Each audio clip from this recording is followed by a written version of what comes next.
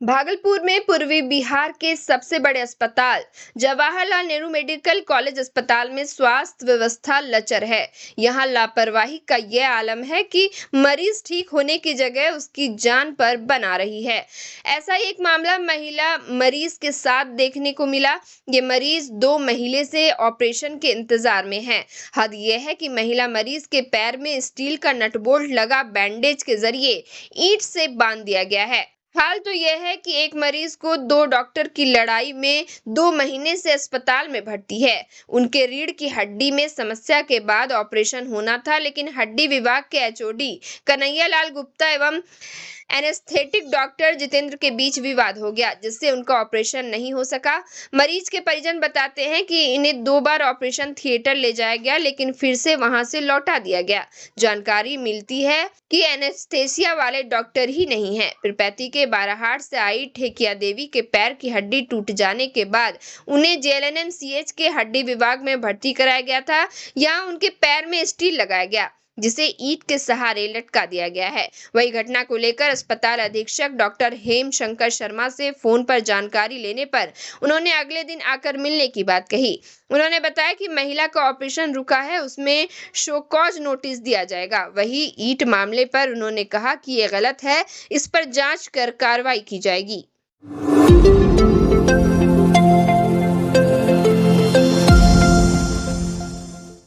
बिहार के भागलपुर के चमकलाल ने वो कर दिखाया जिसे करने के लिए शायद ही कोई सोचता। दरअसल चमकलाल ने मरने के उपरांत अपने बॉडी ऑर्गेन डोनेट कर दिए, जिसकी वजह से 6 गुजरातियों को नई जिंदगी मिल गई।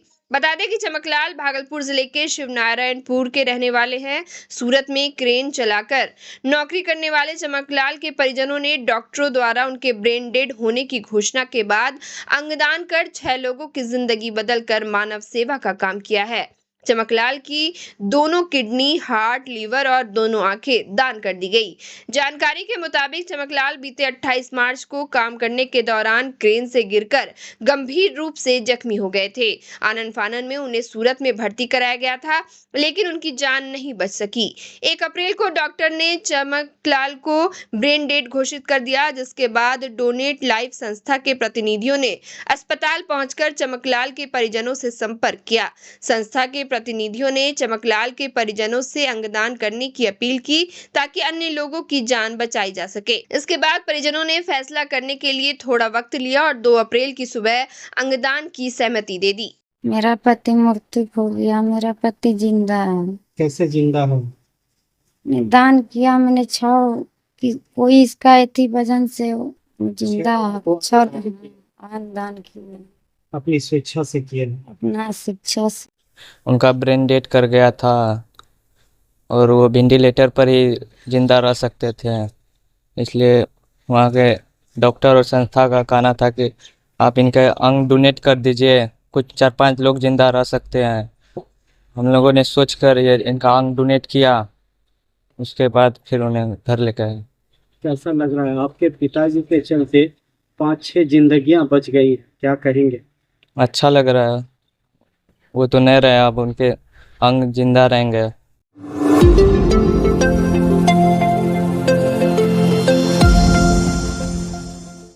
भागलपुर के नौगछिया में पिता के अवैध संबंध से नाराज बेटे ने साले के साथ मिलकर एक महिला की हत्या कर दी। मामले का खुलासा गुरुवार को हुआ और मुख्य आरोपी बेटा की गिरफ्तारी हुई है, जिसकी पहचान दीवाना यादव उर्फ दीपक यादव के रूप में हुई है। घटना जिले के नौगछिया अनुमंडल के परवत्ता थाना क्षेत्र में 25 मार्च को हुआ।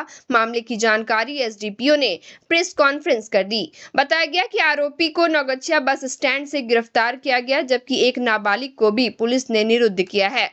आरोपी ने 45 वर्षीय महिला की धारदार हथियार से गला रेतकर हत्या कर दी थी।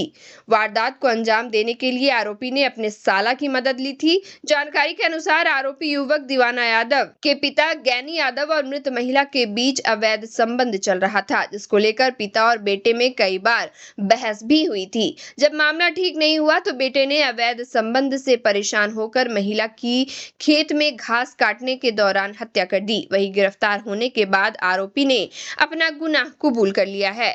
बस स्टैंड नौगछिया से दीवाना यादव और इनके साला को गिरफ्तार किया गया और गिरफ्तारी पश्चात दीवाना यादव से पूछताछ किया गया।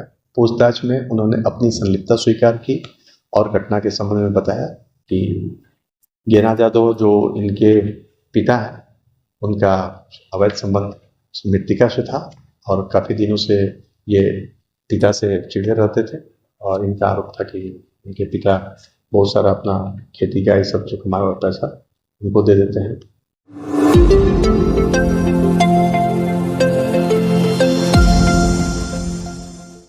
भागलपुर में सोलंकी डिफेंस एकेडमी के डायरेक्टर रंजीत सोलंकी ने शहर के ऐतिहासिक सैंडस कंपाउंड मैदान में सेना की तैयारी करने वाले अभ्यर्थियों के लिए गद्दा डोनेट किया है।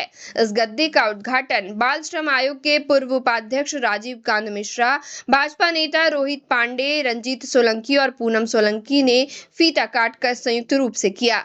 रंजीत सोलंकी ने कहा कि उनका मुख्य उद्देश्य भागलपुर से ज्यादा युवाओं को सेना में भर्ती करना है ताकि वे देश सेवा में अपना योगदान दे सके। सोलंकी डिफेंस एकेडमी द्वारा शनिवार को निशुल्क कंपटीशन क्लास का आयोजन किया जाएगा, जिसमें वे अभ्यर्थी भाग ले सकेंगे जो किसी कारणवश सेना की तैयारी नहीं कर पा रहे हैं। इस मौके पर सोलंकी डिफेंस एकेडमी के लगभग सैकड़ों अभ्यर्थी शामिल थे। वहीं राजीव कांत मिश्रा ने कहा कि रंजीत सोलंकी का ये कदम भागलपुर के युवाओं के लिए बहुत सराहनीय है। सोलंकी एकेडमी काफ़ी अच्छा है, आप यहाँ पे आके फ़ायदा उठा सकते हैं। काफ़ी ज़्यादा ही लाभकारी होगा यहाँ पे। अगर आप कोई भी डिफेंस का तैयारी कर रहे हैं तो आप यहाँ पे आके फुल ऑन फ़ायदा उठा सकते हैं। आपको हर एक चीज़ का व्यवस्था फुल ऑन मिलेगा। यहाँ पे आपको ट्रेनर मिलते हैं जो आपको सही डायरेक्शन देते हैं आपके तैयारी के लिए। आज हमने जब सैंडिस का जब मुआयना किया, आज मैं कई साल से संस्था चला रहा हूँ, तो कई गरीब परिवार का बच्चा जो इंस्टीट्यूट को ज्वाइन नहीं कर सकता है पैसे के लिए, तो मैंने राजीव भैया से मुलाकात की। रोहित भैया लोग बैठे हुए थे, हम बोले इनसे क्या कर सकते हैं, तो मैंने इन लोगों का राय लिया।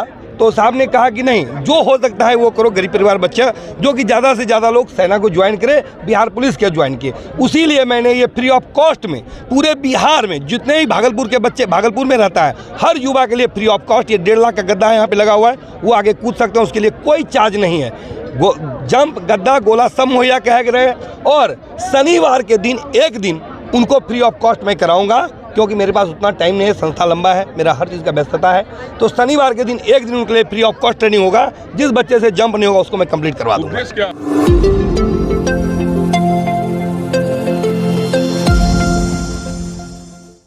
भागलपुर के लोदीपुर थाना क्षेत्र में सहारा कंपनी की जमीन को लेकर दो पक्षों के बीच आरोप प्रत्यारोप का दौर शुरू हो गया है। सहारा के कर्मचारी विजेंद्र कुमार श्रीवास्तव और राजकुमार रंजन के बीच यह विवाद चल रहा है। सहारा के कर्मचारी ने बीते दिनों जोगसर थाने में राजकुमार रंजन के ऊपर धोखाधड़ी का मुकदमा दर्ज कराया था। इसके जवाब में राजकुमार रंजन ने प्रेस कॉन्फ्रेंस कर सहारा के कर्मचारी विजेंद्र कुमार श्रीवास्तव पर 45 लाख रुपए की धोखाधड़ी का आरोप लगाया था। विजेंद्र कुमार श्रीवास्तव ने प्रेस कॉन्फ्रेंस कर बताया कि सहारा की जमीन को राजकुमार रंजन को बेचने के लिए पावर और अटॉर्नी दिया गया था, लेकिन राजकुमार रंजन ने जमीन बेचकर सहारा के खाते में पैसा जमा नहीं कराया, जिससे उनका कमिटमेंट फेल हो गया। विजेंद्र कुमार श्रीवास्तव ने राजकुमार रंजन पर माफिया होने का आरोप लगाया है। उन्होंने कहा कि राजकुमार रंजन के खिलाफ भागलपुर के विभिन्न थानों में 1 दर्जन से ज्यादा मुकदमे धोखाधड़ी के दर्ज हैं। बताइए किस मुताबिक आज पीछे? सर्वप्रथम तमाम पत्रकार बंधुओं का सहारा इंडिया परिसर में हार्दिक अभिनंदन और स्वागत है। मेन मुद्दा आज का जो प्रेस कॉन्फ्रेंस का मेन रखा गया है कि हाउसिंग डिवीजन में कार्यरत स्टाफ विजेंद्र कुमार श्रीवास्तव जी को, जिनके पर जो है भू माफिया द्वारा इनको कहा गया कि इनको टर्मिनेट कर दिया गया है, जबकि मैं आपको इस प्रेस वार्ता के दौरान ये बताना चाहता हूं कि विजेंद्र कुमार श्रीवास्तव हाउसिंग डिवीजन के स्टाफ हैं और इनका रिपोर्टिंग ऑफिस इसी रीजन कार्यालय में होता है और प्रत्येक दिन इनके द्वारा अटेंडेंस बनता है, जिसकी कॉपी ये हर एक मंथ अटेंडेंस इनका बनाया जाता है। तो किस आधार पर वो कहे हैं कि इनको टर्मिनेट कर दिया गया, ऐसी कोई बात नहीं है। पूरे जमीन की देख रेख इन्हीं के माध्यम से किया जा रहा है।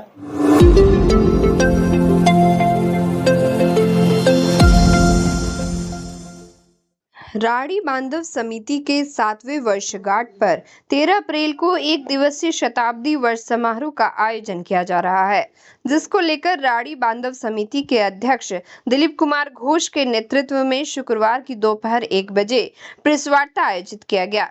तिलकामांझी स्थित सुर्खीकल राड़ी आश्रम परिसर में प्रेस वार्ता के दौरान बताया गया कि राड़ी बांधव समिति बिहार की स्थापना सन 1925 में भागलपुर जिला के सनहौला प्रखंड के महियामा गांव के निवासी एडवोकेट मनिंद्र चंद्र घोष के नेतृत्व में तत्कालीन प्रबुद्ध जनों यथा नंद गोपाल बैनर्जी, फनी भूषण दत्त, शारदा प्रसाद दास आदि के सहयोग से की गई थी। समिति के स्वामी वर्षगांठ पर 13 अप्रैल को एक दिवसीय शताब्दी वर्ष समारोह जवारीपुर उत्सव सांस्कृतिक परिसर में आयोजित की जा रही है, जिसमें 3000 से ज्यादा स्वजनों के सम्मिलित होने की संभावना है।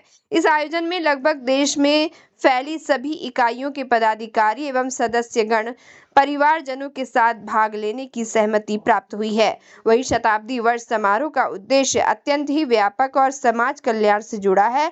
वही प्रेस वार्ता के दौरान महामंत्री प्रणव कुमार दास सहित अन्य कार्यकर्ता मौजूद थे। अपने अतीत के सम्मान में, पूर्वजों के सम्मान में 13 अप्रैल को राड़ी बांधव समिति परिणय भवन आनंदगढ़ में शताब्दी वर्ष समारोह मना रही है। हम लोग वर्तमान में जश्न मनाएंगे और भविष्य के लिए अपना राजनीतिक, शैक्षणिक, स्वास्थ्य एवं शिक्षा के क्षेत्र में अपने आने वाले पीढ़ी को सुदृढ़ करने का प्रयास करेंगे।